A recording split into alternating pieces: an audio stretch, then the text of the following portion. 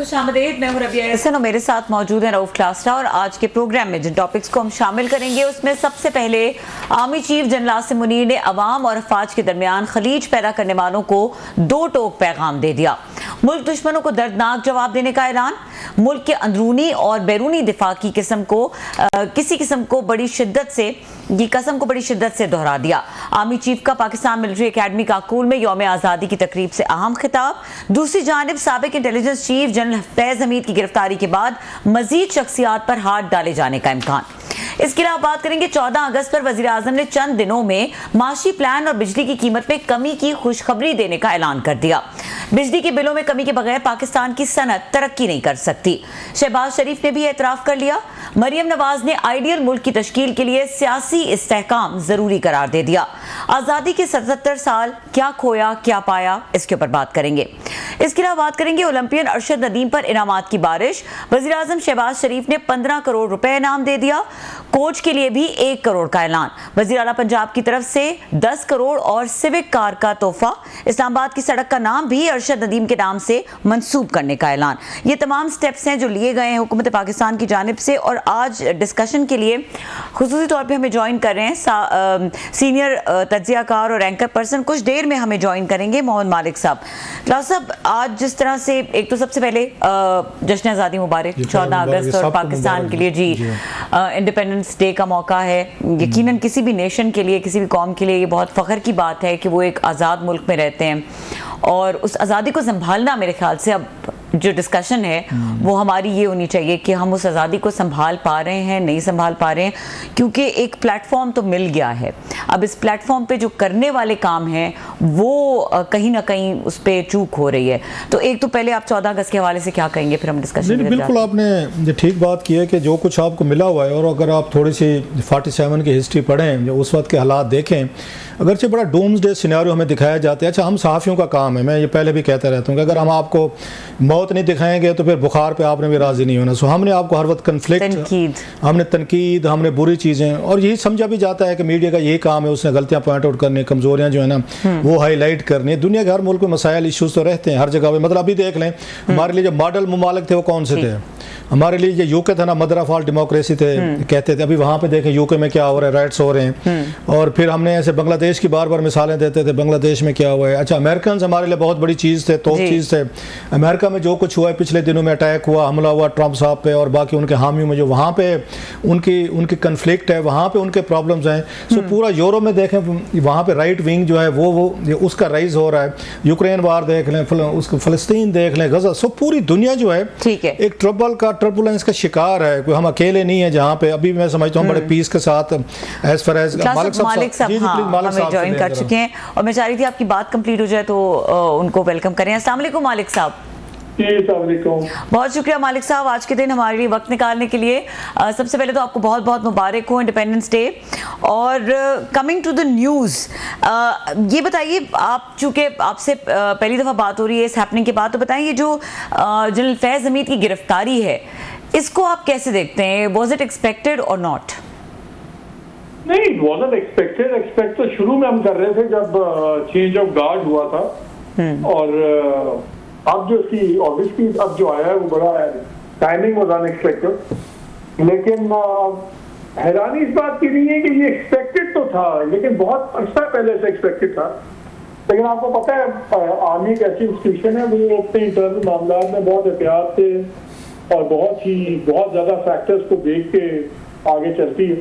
खासतौर पर जब एक DGISI इन्वॉल्व हो तो इससे अनप्रेसिडेंटेड है कि DGISI को आदमी अरेस्ट करे और चीज़ें करे। तो एक बहुत बड़ी बात है।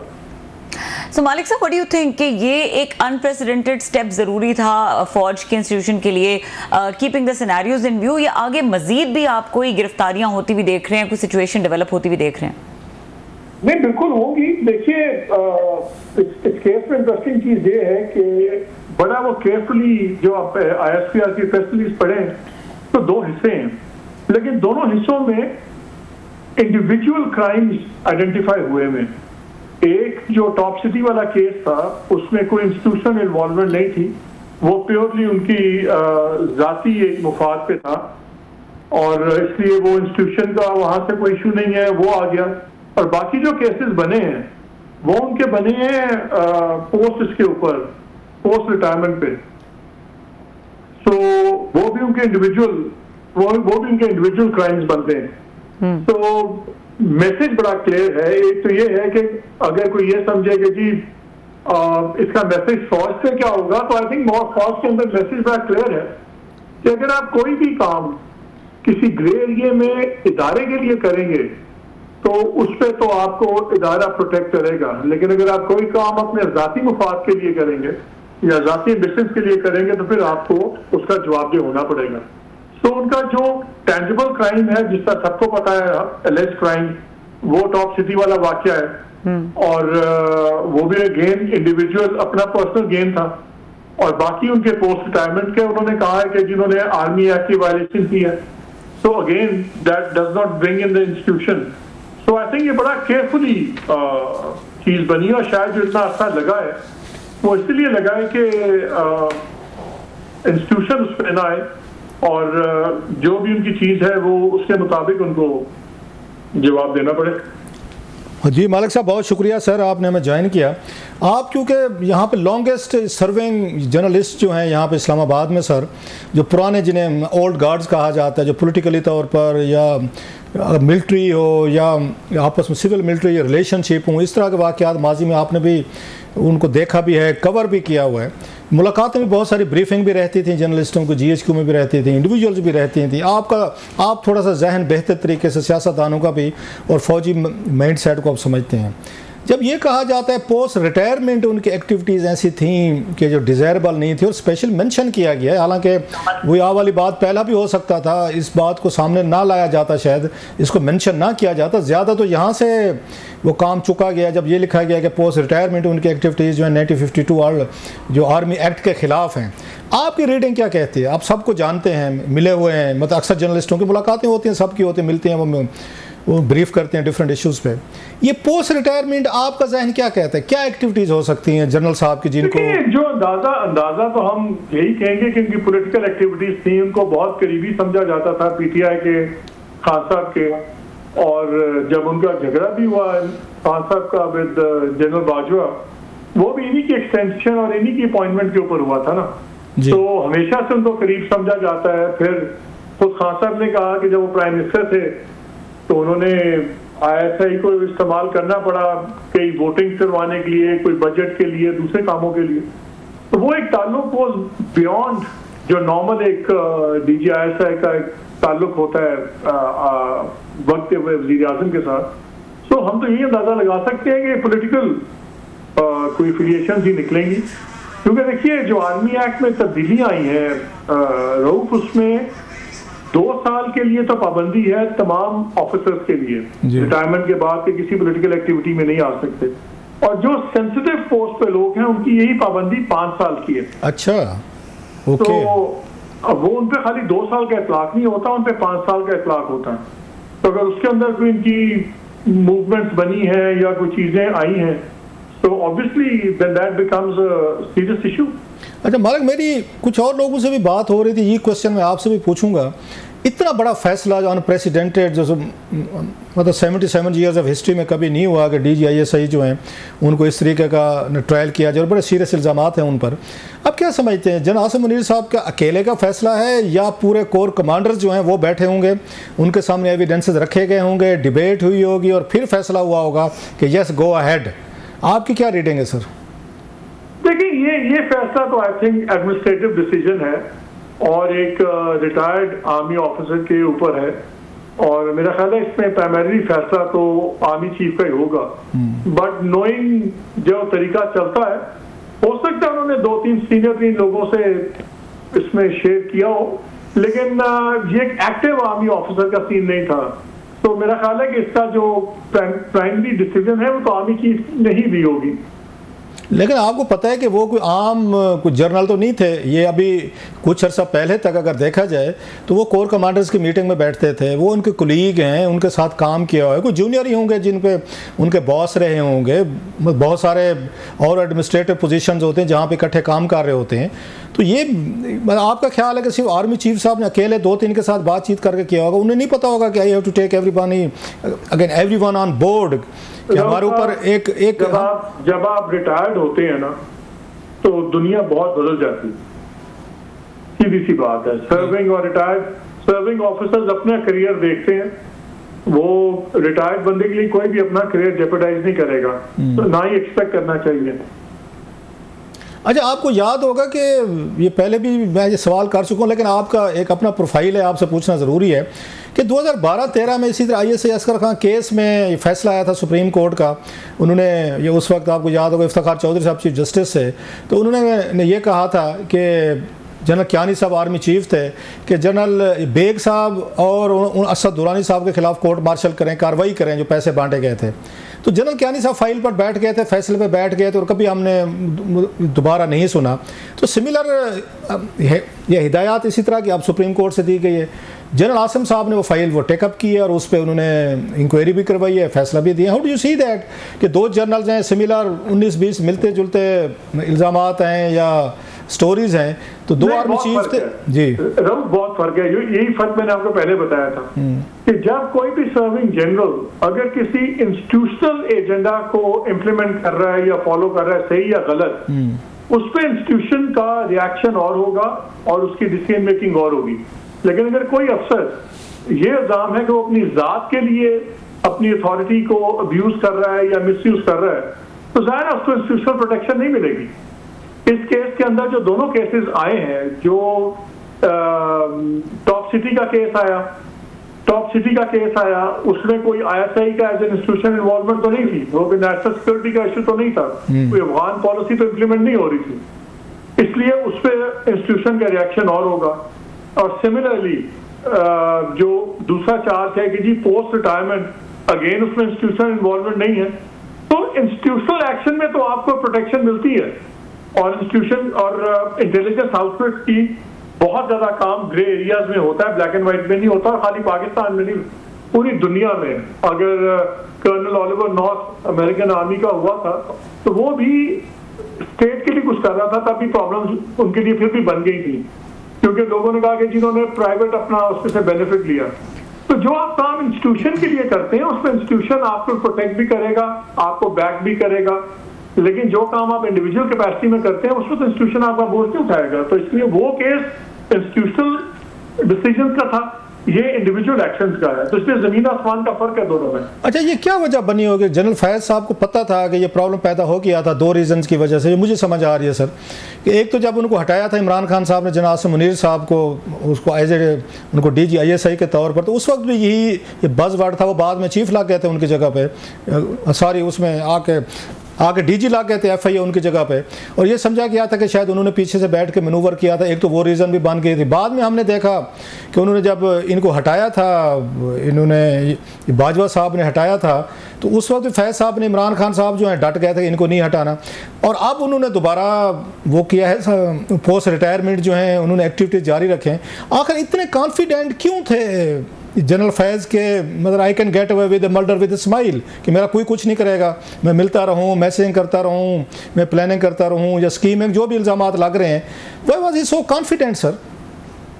देखिए, मेरा ख्याल है पहली बात तो ये कि जितना हम कॉन्फिडेंट थे कि हमारे लिए बहुत बड़ी अनप्रेसिडेंटेड बात थी कि DG ISI को कभी भी अकाउंटेबिलिटी होगी, क्योंकि देखिए कोर कमांडर्स तो पहले भी बड़े कोर कमांडर्स के खिलाफ एक्शन हुआ है फौज की तारीख में जी, लेकिन 2 आदमी सबसे ज्यादा वेल इन्फॉर्म्ड होते हैं फौज के अंदर, एक आर्मी चीफ होते हैं और एक DGI होते हैं। तो लोगों का ख्याल होता है कि जी DGI के पास तो हर एक की फाइल्स हैं, वो किसी को भी कुछ भी गंदा कर सकते हैं, कुछ भी कर सकते हैं, इसलिए उन पर हाथ नहीं डलेगा। सो ऑब्वियसली इसलिए डेफिनेटली उनके भी दिमाग में होगा कि आई एम अनटचेबल, लेकिन इसीलिए I think sometimes you bet wrong. अच्छा, आपको क्या लगता है कौन किसको यूज़ कर रहा था? इमरान खान साहब जो हैं वो टीवी अपने इंटरव्यूज़ में कह चुके हैं जी मैं इसलिए भी खिलाफ था कि फैज़ साहब को ना हटाया जाए कि मेरे खिलाफ तरीके एतमाद आ रही थी और उनके ज़रिए मैं नाकाम बनानी थी, या अफगानिस्तान में तालिबान आ गए थे तो उनके लिए ज़रूरत थी। ये तो खान साहब कहते हैं। जनरल फैज़ साहब का ये था कि खान साहब वज़ीर-ए-आज़म रहेंगे तो मैं फिर आर्मी चीफ़ के मेरे चांसेस हैं। तो और फिर लॉन्ग मार्चेस की कोशिश की कि शायद इलेक्शन पहले हो जाए, नवंबर से पहले, 2022 से पहले। क्या समझते हैं दोनों में से कौन किसको यूज़ कर रहा था? खान साहब यूज़ करना चाह रहे थे फैज़ को, लिहाजा नहीं हटाया कि मैंने अपनी हुकूमत बचानी है, general Faiz should be army chief, या जनरल फैज़ साहब जो हैं बाद में उन्होंने खान साहब को आगे किया कि नहीं आपने आर्मी चीफ नहीं बनने देना आसिम मुनीर साहब को, बनूंगा तो मैं बनूंगा, अगर मैं नहीं बनना तो फिर ये भी ना बने। तो हु वाज यूजिंग हुम? देखिए, पावर इक्वेशन में रऊफ इस लेवल के ऊपर हर कोई अपना अपना इंटरेस्ट भी वॉच आउट करता है, गिव एंड टेक होता है जी। मेरा नहीं ख्याल कि इस पोजीशंस के अंदर कोई भी अनजाने में इस्तेमाल होता है या कोई भी जानते बूझते किसी को खोने देता है। तो मेरा ख्याल है दोनों ही एक दूसरे को इस्तेमाल कर रहे होंगे। अच्छा, एक और बड़ा इंटरेस्टिंग सी इक्वेशन बनती है मेरे जहन में यार, ये तीन बड़े बिग प्लेयर से मतलब वन वर्सेस द रेस्ट मैं कहूँगा कि जनरल आसिम मुनीर साहब के हवाले से कि वो जो तीन उनकी रिमूवल में, ट्रांसफ़र में या उनकी आर्मी चीफ उनको बनवाने में रुकावट पैदा करने में, वो तीन नाम हमें नज़र आते हैं सर। बुशरा बेगम साहबा थी जिनके खिलाफ उन्होंने जाकर रिपोर्ट दी थी जनाब मुनीर साहब ने खान साहब को एज DGISI के जनाब के ये यहाँ पे कुछ लेन देन हो रहा है मलक रियाज साहब के साथ, तो ज़रा ख्याल करें स्कैंडल कैन कम। एक वो सर, फिर इमरान खान साहब थे, वो आसिम मुनीर साहब को हटाया उन्होंने, वो दूसरे करैक्टर थे। और फिर ये जनरल फैज़ साहब थे, इनका भी रोल था बहुत ज़्यादा उनको लॉन्ग मार्च रुकवाने में। आज वो तीनों जो हैं सर वो जेल में हैं, बुशरा साहबा हूँ, इमरान खान साहब हूँ या जनरल फैज़ हूँ सर, और इस वक्त जो चीफ़ हैं वो जनरल आसिम मुनीर साहब हैं सर। इसको ट्विस्ट ऑफ फेट कहेंगे, प्लानिंग कहेंगे, कारमा कहेंगे, क्या कहेंगे सर? इस पर कम्प्रिहेंसिव आपका व्यू चाहिए थोड़ा सा। कॉम्प्रिहेंसिव क्या, मैं तो इसको इंटरेस्टिंग कोइंसिडेंस कहूँगा बेस्ड ऑन कारमा। और हम क्या कह सकते हैं, बिकॉज देखिए ना तो अभी हमें डिटेल पता नहीं है फ्रैंकली कि इन पे चार्जेस की डिटेल क्या है। और जब आप पावर गेम्स में होते हैं रोज तो बहुत चीजें फिर उल्टी सीधी होती हैं। जब ये पावर में थे बहुत ज्यादा अपना फैज़ साहब, तो आपको याद है फिर इनका तूती बोलता था बहुत बड़ा, कोई बिल्कुल इनके सामने बोलता भी नहीं था। फिर हर प्याज सफेद हर चीज में इन्हीं की चलती थी। तो ये तो पावर पॉलिटिक्स की तो खतरनाक चीजें हैं कि one day you are everything and the next day you are, पत्ते उठते गिरते हैं। देखिए हसीना वाजिद को 2 महीने भी पहले सोच सकता था कि हसीना वाजिद चली जाएंगी। 15 साल से चीफ जस्टिस उनका, आर्मी चीफ उनका, पुलिस चीफ उनका, हर बंदा उनकी अपॉइंटमेंट अनटचेबल थी। 2 माह में पूरी चीजें बदल गई। ये तो पावर पॉलिटिक्स, यही तो चीज है, बड़ी बेदर्द होती है। अचानक आपके पत्ते लग जाते हैं जब आप खुद किसी रूल्स के मुताबिक नहीं खेलते, तो फिर जब आपका डाउनफॉल भी तो फिर उसी असूल के तहत होगा ना। अच्छा, आपको ये इसमें क्या लगता है कि इमरान खान साहब और बुशरा बेगम साहिबा ने जो पिछले 2 महीनों में मुसलसल पेस बढ़ाई हुई थी और जनाब आसिम मुनीर पे अटैक्स हो रहे थे, हम कब्र तक नहीं छोड़ेंगे, अगर खान को कुछ हुआ तो ये 3 जनरल जो हैं जिम्मेदार होंगे, और फिर बुशरा साहबा भी कहती थी, खान साहब ने भी उससे बढ़ चढ़ कर कहा। अब समझते हैं उसके रिएक्शन है कि दे डिसाइडेड कि खान साहब को फिर एक छोटा सा सरप्राइज़ दिया जाए, और कि अगर हम मतलब उसके बाद जनरल फैज़ साहब पे सारे गिरफ्तारी करके जो इल्ज़ामात या चार्जशीट लगाएगी, ये उसका जवाब समझेंगे आप कि उन्होंने एक बड़ा स्ट्रॉन्ग वर्ल्ड मैसेज भेजा इमरान खान साहब के लिए कि जो आपके आर्मी चीफ जिनको लगाना चाहते थे, मोस्ट ट्रस्टेड आपके जो लेफ्टिनेंट थे, ही इज़ इन जेल आपके साथ। I don't think so. देखें, when the army decides to arrest a former DGISI, farmer core commander भी रहे हैं, DGISI भी रहे हैं, तो वो खाली किसी एक आधा मैसेज के लिए आप नहीं करते। आई थिंक इससे बहुत बड़ी वजूहत होंगी। मैसेज तो और भी बहुत जा रहे हैं। इसमें क्या कोई आपको कोई शक है कि एक्सट्रीम टेंशन है इंस्टीट्यूशन और खान साहब के दरमियान? कि आपको कोई शक है कि इंस्टीट्यूशन भूख के उनकी और इंस्टीट्यूशन की नहीं लगी हुई? उनके भी आप लेटेस्ट बयानात देख लें, फौज के भी बार बार आप बयानात सुन रहे हैं। तो मेरा ख्याल है उस फ्रंट पे कोई मैसेजिंग की जरूरत है नहीं अब। अच्छा, कल खान साहब ने अपने आप को डिस्टेंस किया है, उन्होंने कहा फौज का मामला है, I have nothing to do with that, general Faiz जाने और आर्मी जाने तो ये कैसे देखते हैं कि थोड़ा सरप्राइजिंग नहीं लगा लोगों को, उन सपोर्टर्स को, कि वो जनरल फैज़ साहब को अपना बंदा समझते थे। अब खान साहब ने कहा जी कि मुझे इनसे कुछ लेना देना नहीं है, जो कि मेरा ख्याल है ठीक स्ट्रैटेजी है, मैं तो अप्रिशिएट करता हूँ। यही काम अगर वो 2022 में करते, जब आर्मी चीफ की अपॉइंटमेंट हो रही थी, तो शायद यहाँ तक मामला ना पहुँचते, अगर उस वक्त किसी लॉबी का हिस्सा ना बनते और ये जनरल फैज़ को ये कहते भाई साहब आप जाने, फौज जाने, तो शायद ये चीज़ें नहीं होनी थी। तो आप समझते हैं कि खान साहब 2 साल बाद ही सही एटलीस्ट वाइज हुए हैं, कुछ समझदार हुए हैं, और उन्होंने सही बयान दिया है कल? सर देखिए, मुझे याद है, मैं अभी जिक्र आपसे नहीं करूंगा कि किसने मुझे कहा, जब ये जनरल फैज वाला का झगड़ा चला, जनरल आसिम बाजवा का और प्राइम मिनिस्टर का, जब डिफरेंसेस आए, तो मुझे उसमें एक बहुत सीनियर आदमी ने एक बड़ी इंटरेस्टिंग बात की जी। उसने कहा अब ये चीजें चलेंगी नहीं आगे। मैंने कहा क्यों? उन्होंने कहा कि देखिए जी, पहली बार ये हुआ कि कोई वजीर आजम आर्मी की इंटरनल डायनामिक्स में इन्वॉल्व हो रहे हैं। yes. कौन कहाँ लगेगा, कौन कहाँ नहीं लगेगा, तो ये अफोर्ड नहीं करता आर्मी एज इंस्टीट्यूशन। हमारा बड़ा सिस्टम और किस्म का है, हमारी रिक्वायरमेंट, हमारे एक ऑर्डर पे लोग जाने देते हैं, हमारे एक ऑर्डर पे लोग सवाल नहीं करते। हम अफोर्ड नहीं करते कि कोई भी हमारे टॉप पोस्टिंग्स के अंदर और इन चीजों के अंदर इन्वॉल्व हो। तो मेरा ख्याल है ये डिफरेंसेस वहां शुरू हो गए थे कि जब एक इंटरनल आर्मी की इंटरनल पॉलिटिक्स के अंदर वजीर आजम इन्वॉल्व हुए थे, तो वो फिर एक इंस्टीट्यूशनल आपको परेशानी आ जाती है सामने।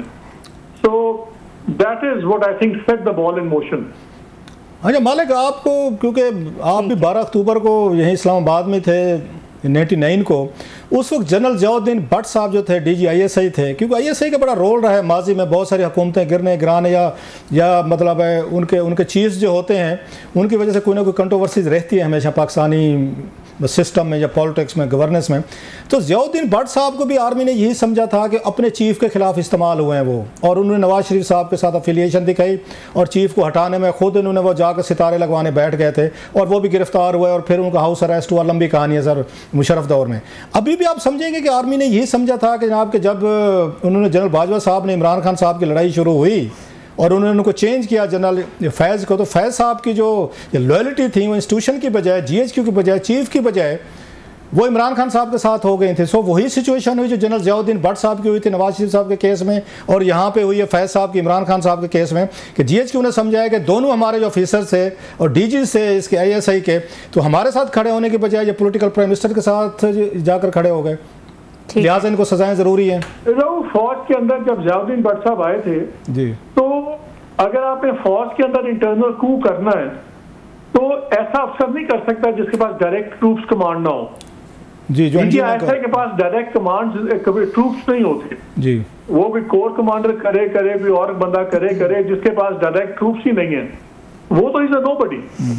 और वो उसी वक्त आधे घंटे में नजर आ गया था कि when you don't have troops you can't do anything. तो इसलिए वो जो भट्ट साहब थे उनका आई थिंक कंपैरिजन इतना बनता नहीं है, बिकॉज आप एज DG ISI जाके किस बेसिस पे आप आर्मी टेक ओवर करेंगे जब आप एक नाका भी नहीं, मैं और बात कह रहा था मालिक, मैं लॉयल्टीज की बात कर रहा था कि उस वक्त ज़ियाउद्दीन भट्ट साहब की लॉयल्टीज नवाज शरीफ साहब के साथ थी, GHQ के साथ नहीं थी। मैं ये बात करूँ, सेम गोज फॉर जनरल फैज़। जब इनको हटाया गया था और उन्होंने जनरल बाजवा साहब ने ट्वीट किया ISPR ने आके 6 अक्टूबर का, और इमरान खान साहब ने नहीं माना था, तो ये समझा गया था पीछे से जनरल फैज़ जो है उनको कह रहे हैं कि आपने नहीं हटाना मुझे। मैं ये कह रहा हूँ उस वक्त उनकी लॉयल्टी फिर इमरान खान साहब के साथ थी, उधर GHQ के साथ नहीं थी। मैं ये कंपेरिजन आपसे ड्रा कराना चाहता हूँ।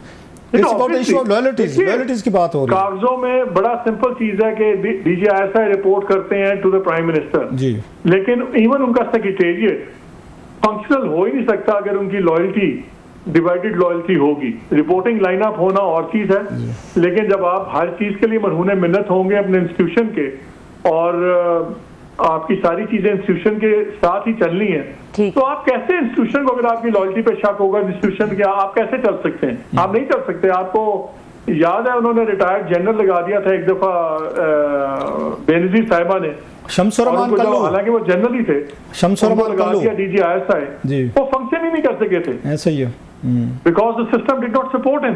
ट्रू। बहुत शुक्रिया sir ji, thank you very much. ठीक है, बहुत शुक्रिया। मोहम्मद मालिक साहब हमसे एक्सक्लूसिव गुफ्तगू कर रहे थे। यहाँ पे वक्त हुआ है ब्रेक का। ब्रेक के बाद क्लासेस साहब से डिस्कशन करेंगे। कुछ army chief general Asim Munir ने आज जो काकूल एकेडमी में 14 अगस्त के मौके पर खिताब किया और कुछ अपने जो अज़ाइम दोहराए उस हवाले से, और क्लास साहब के पास कुछ खबरें भी इस हवाले से, उनसे डिस्कस करेंगे इस ब्रेक के बाद। हमारे साथ रहिए।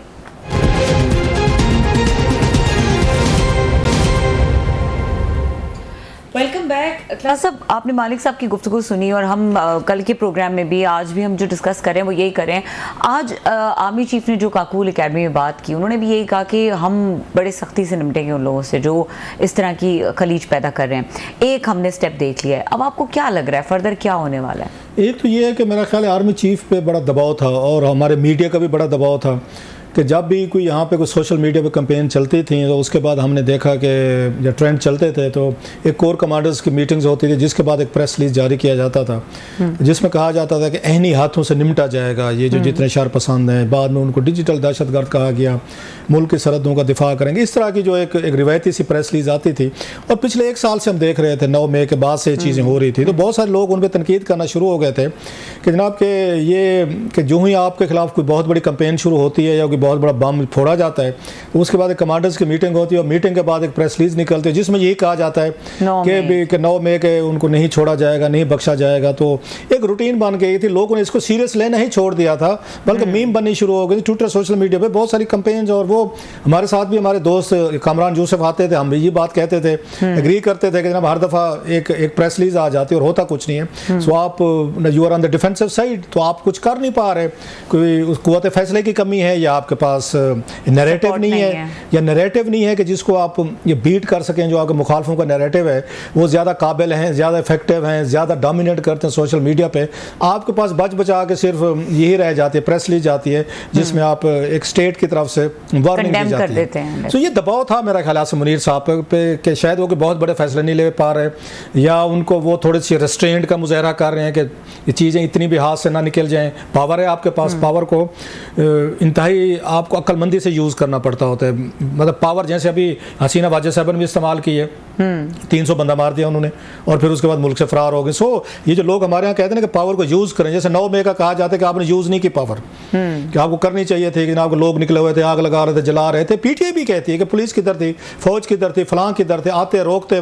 रोकने का मतलब तो ये था मॉब इज आउट, फिर तो गोली चलाते हैं ना, फिर तो जो आग लगा रहा है वैसे तो नहीं जाना। तो उस दिन यही कुछ भी हो सकता था 9 मई में जो बांग्लादेश में हुआ, और फिर एक रेवोल्यूशन हुई, रेडिकल्स जो कुछ भी हुआ वहाँ पे। सो पावर को इस्तेमाल करते हुए लोगों को बड़ी समझदारी का मुजाहरा करना चाहिए, नहीं तो ये हसीना वाजिद वाले काम भी हो सकते हैं और भी तरीके में कई हैं। सो लिहाजा वो जो अगर इस पर रेस्ट्रेंट दिखाई जा रही थी तो बहुत सारे लोग उसको कमजोरी भी समझ रहे थे। और प्लस जो खान साहब ने के जो स्टेटमेंट थे, अगरचे मालिक साहब ने नहीं एग्री किया मुझसे, बट स्टिल आई फील कि जो खान साहब के स्टेटमेंट थे पिछले 2-3 महीनों के, वो किसी को मतलब है वो करना, हालांकि मालिक साहब खुद कहते हैं कि वो चाहते हैं कि कुछ ऐसे एक्स्ट्रा कॉन्स्टिट्यूशनल कुछ स्टेप्स ले, आर्मी ले, चीफ लें, ताकि कम से कम अगर मैं जेल में बैठा हूं तो ये भी ना रहे जो मौजूदा हुकूमत वाले अजाशी कर रहे हैं हुकूमत में, फिर ये भी ना रहे उनको सूट करते कोई एक्स्ट्रा कॉन्स्टिट्यूशनल चीज़ें हो जाएं, कोई यहाँ केयर टेकर आ जाएं, कोई यहाँ पे टेक्नोक्रेट आ जाएं, कोई इस तरह की चीज़ें। ठीक है कि हम तो डूबे हैं सनम, तुझे भी ले डूबेंगे, तो खान साहब इस मूड में होंगे।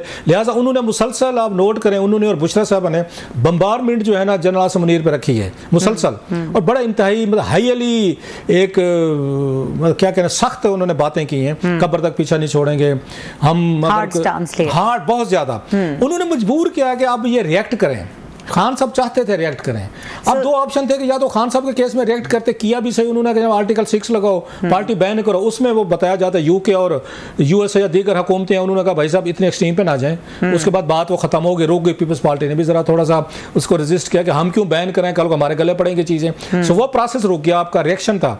अब क्या था, उन्होंने कहा ठीक है भाई, फिर दूसरा जो हमने मैसेज भेजना है, तो जनरल फैज साहब की फाइल तैयार पड़ी है, इंक्वायरी हो चुकी है और हमारे पास सुप्रीम कोर्ट की तरफ से ऑर्डर्स भी हुए हैं। तो क्लास साहब, isn't it more than messaging? क्योंकि देखें, अगर सिर्फ मैसेज की बात है तो जब आईएसपीआर की प्रेस रिलीज आती है या जब डीजी आईएसपीआर आके बात करते हैं तो वो ये कहते हैं जी हम नहीं किसी भी किस्म की मुज़ाकरात की टेबल पे बैठ रहे अनटिल अनलेस माफ़ी मांगी जाए प्रॉपरली और अश्योरेंसेस दी जाएं। अब जब ये गिरफ्तारी की जाती है, ये तो एक नया पेंडोरा बॉक्स ओपन करने की बात है। एक मैसेजिंग तक बात नहीं रुकेगी, आगे जाहिर है इंक्वायरी चलेगी, उनको भी मौका दिया जाएगा कि वो अपनी सफाई में कुछ कहें, तो और नाम शामिल नहीं होंगे और किरदार शामिल नहीं होंगे? नाम पे तो आते हैं। अब इसमें मेरा ये ख्याल है, अगर वो देखें एक पत्थर से वो कहते हैं to kill 2 birds with 1 stone, मेरा ख्याल है आर्मी ने यही किया इस दफ़ा जनरल फैज़ हमीद वाले केस में। ये जो इन्होंने किया, एक तो ये है कि इमरान खान साहब और उनके हामियों के लिए बहुत बड़ा एक बम शेल है कि जनाब अगर साबिक डीजे जैसे general Faiz such a powerful man with such cloud with in the army, अगर उनके साथ ये हो सकता है, गिरफ्तार हो सकता है, तो फिर हमारे ऊपर भी किसी वक्त कोई चल सकती है, कोई हमारे ऊपर भी कोई बला नाजिल हो सकती है। खान साहब को मैसेज चला गया है कि भाई साहब उन्होंने अपने जनरल को नहीं छोड़ा और खान साहब को पीछे हटना पड़ा है, उनको विड्रॉ करना पड़ा। एक तो ये उन्होंने यहाँ पे मेरा ख्याल है एक स्कोर किया। आप कहते थे कि जनाब हम कुछ नहीं कर सकते, वो करके दिखाओ, हमारा क्या है, तो हमने कर दिखाया, नंबर 1। दूसरा जो उन्होंने फायदा उठाया है, जो इनको वो फायदा होगा, अगर आपने ब्रेक नहीं लेनी तो मैं दूसरा फायदा ले ले। मैं एक और जो बड़ा फायदा आर्मी ने इस फैसले से लिया, पहला तो ये था ना कि जनरल साहब ने जो एतराजात थे, जो आप कुछ करते नहीं है, बातें करते हैं, वो उन्होंने कर दिखाया है और अपने बंदे के खिलाफ कर दिखाया। और इमरान खान साहब और उनके हामियों को ज़रा सख्त पैगाम चला गया कि यस वी मीन बिजनेस, और वो 9 मई के हवाले से उन्होंने क्लियर है।